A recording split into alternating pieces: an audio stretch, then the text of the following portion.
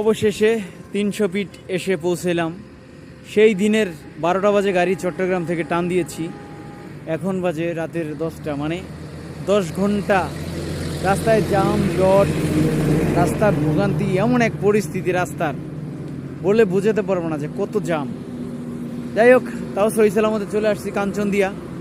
300 fit Tongi যাব।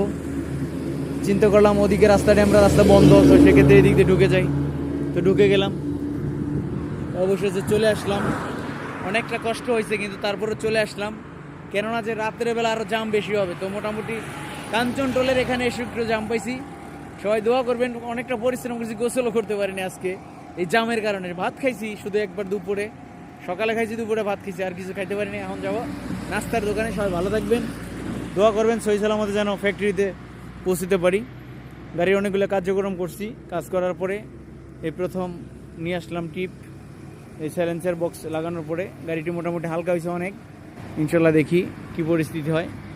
এটা ওষুধ ফ্যাক্টরির একটা মেশিনারি মাল।